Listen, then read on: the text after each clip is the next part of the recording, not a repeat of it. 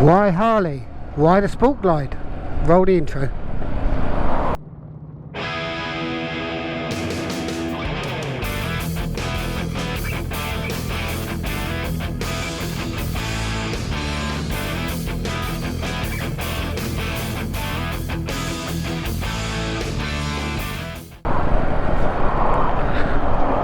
Morning, and welcome to a nice Sunday morning in the UK.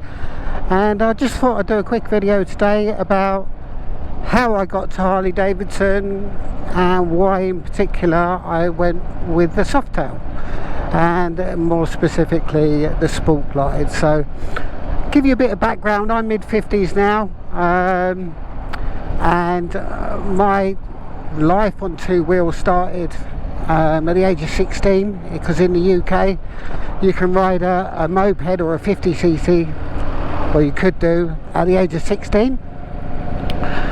So getting a bit of independence at that age, first thing you do is get on two wheels. So that's what I did, and I loved it, absolutely loved it, although it was quite funny when looking back on it, because they were restricted. The 50cc bikes were restricted, I think, to just under 30 miles an hour. So the old two-stroke fizzies, you were full throttle, the engine was screaming, and you were doing about 28 miles an hour, and people on push bikes were overtaking you. So it's quite funny when you think about it, but it gives you a good start. It gave me a good standing to get a little bit of road knowledge, really, and understand what is required and the knowledge you need to hopefully stay alive while you're on two wheels. But at that age you're indestructible, so I probably took a few more risks than I ever needed to, but hey, youth is wasted on the young, as they say. So anyway, after 2 years of riding this 50cc, I could then drive a car. So yeah, from there I progressed into the four-wheel mode and got myself a first car, and that was bliss, because in the UK the weather isn't really too conducive to pleasurable motorbiking in my eyes. I don't like the cold, wind and rain, so it gave me a little bit of shelter from the elements, and I could ride 12 months a year in comfort, or I drive 12 months a year in comfort, and gave me that flexibility. So yeah, I stuck with that really up until mid-40s, I suppose, when I got the bug again. It was probably, as you say, midlife crisis of some sort of description, but we all do it. So well, not all do it, but I decided to do it. And what I needed to do is, because I didn't have a full motorbike license, because they weren't required when I was 16, 17, I needed to get a full motorbike license, because I certainly wasn't going to be hacking around on a 50cc or a 125, which you're allowed to do without a full motorbike license. So I embarked on the CBT in the UK. That's compulsory basic training, and it's a one-day course where you go out with an instructor, and there's normally a group of you. And here my course was full of delivery drivers, Just Eat drivers, and so yeah, they just have to do it because they're never going to pass their test, just to ride their mopeds around for delivery. And they knew it all and weren't really that interested in what the instructor had to say. But obviously I was a bit more of a sponge, because I understood my mortality. But I gotta say, getting back on two wheels after that length of time and at my age was daunting, and I really struggled for that first day. Really struggled. Slow speed controls, everything like that. I was just fearful. So I didn't know if I'd get through it, but the instructors were really good. they could see I wanted to learn where the others didn't really want to learn, and they spent some one-on-one time with me and got me through the CBT with no problems at all, so that was good. Then I embarked on to the full license, and that's called DAS, I think, in the UK, and it consists of 2 modules. Module 1 is all off-road, where you're off-road on a course where you have to do figure of 8s, U-turns, swerving in between cones, emergency stops, parking the bike, manoeuvring the bike as well when it stops, so getting off, manoeuvring the bike by hand, and that was it. So that was fairly straightforward. However, saying that, you did the bike test on the 650 because you needed to do a 650 to get the full license, and that's the full license is so you can ride any sort of bike at all. And manoeuvring the bike was a little bit difficult, I've got to be honest, but got through that. Now the second part is more like a driving test, where you're out on the road with an instructor or a tester following you, and they're speaking to you through an earpiece in your helmet, and they're just advising you or telling you where to go, so on and so forth, and you're out on the road for about an hour and a half. Now, to get to that stage, I obviously had to do quite a lot of lessons, and I think I'd done a crash course of 8 lessons, 8-hour lessons, with a good company in Worcester Park, bike wise, and yeah, passed that first time, so brilliant. So then the daunting thing of getting out on your own on 2 wheels, and the traffic around London, on southeast and London, is yeah, it can be a little bit daunting. So what bike did I want to get? I've always liked the idea of the cruiser style bike, and Harley Davidson hadn't really come into my mind at that point. So what I saw was the Kawasaki Vulcan S, which was 650, and it was a cruiser style bike, although after further research later, obviously the engine was nothing like a cruiser bike, because it was just like, I think, the Ninja 650 bike. That's just an engine that had just been put into the Vulcan S. So anyway, so basically what that meant, it was needed a lot of revs to get the best out of the power band of the bike. Now obviously the whole idea of cruising is low end torque, don't need a lot of revs, relaxing, but hey, it was good, I enjoyed it. But again, the thing I found difficult was slow speed controls and manoeuvring through traffic in the cruiser position. I found that really difficult.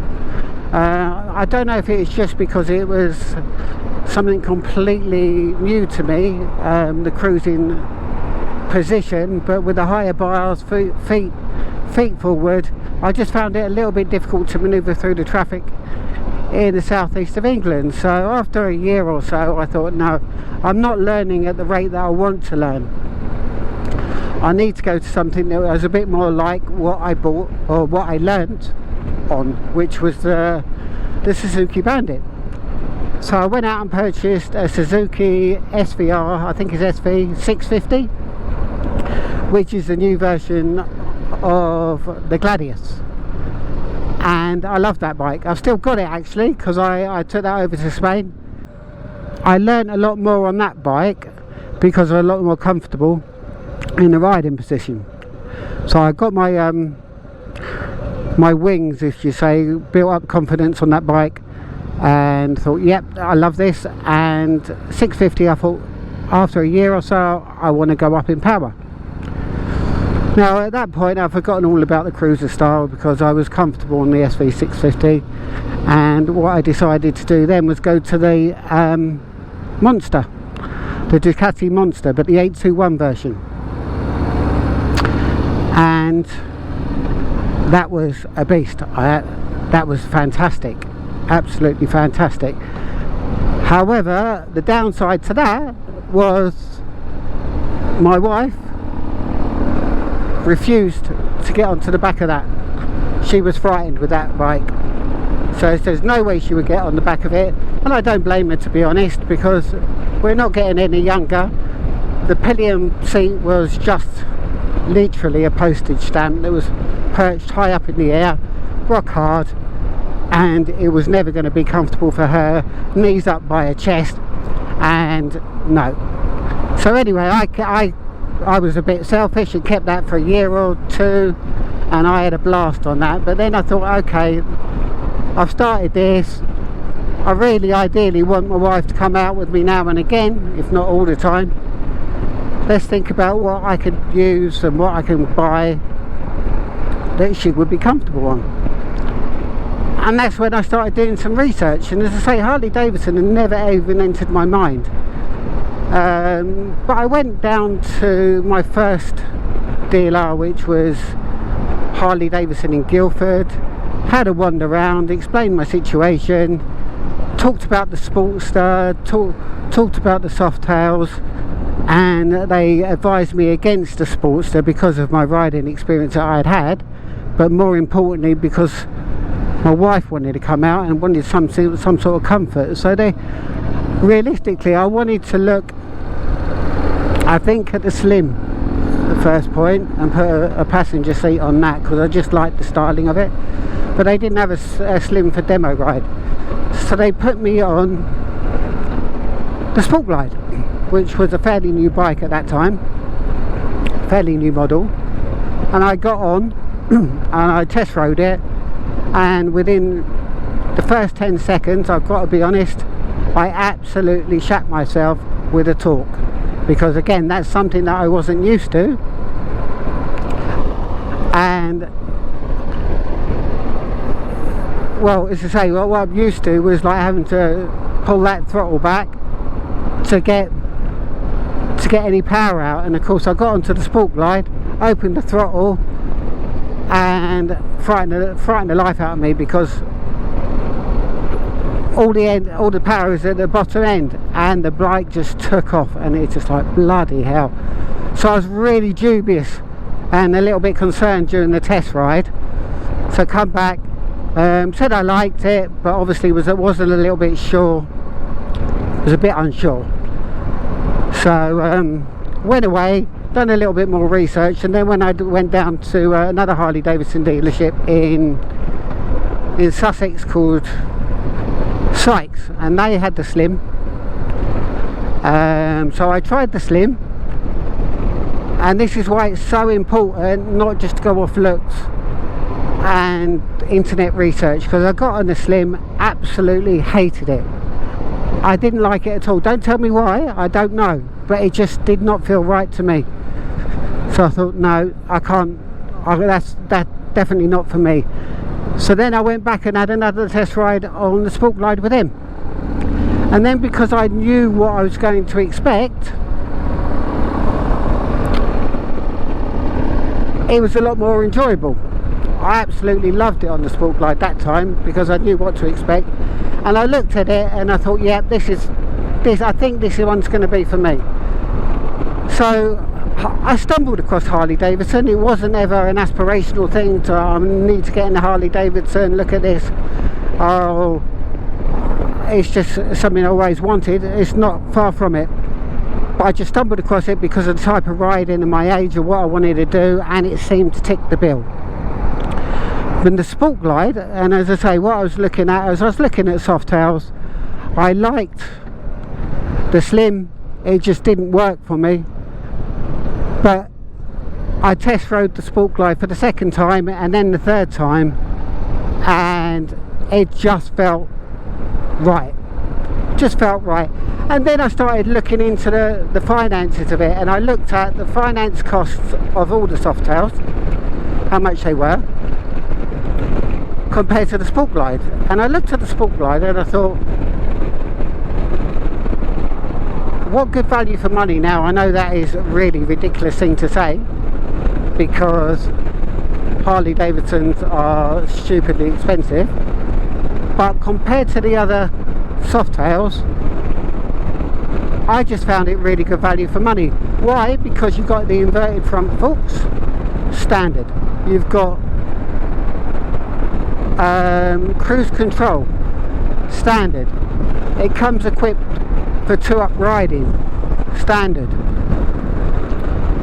It's a convertible bike, so it had the mini bikini fairing, standard. That would come off in a matter of 20 seconds, and it had the detachable panniers, which again, after riding a bike, I would never go without not having some sort of panniers available to me.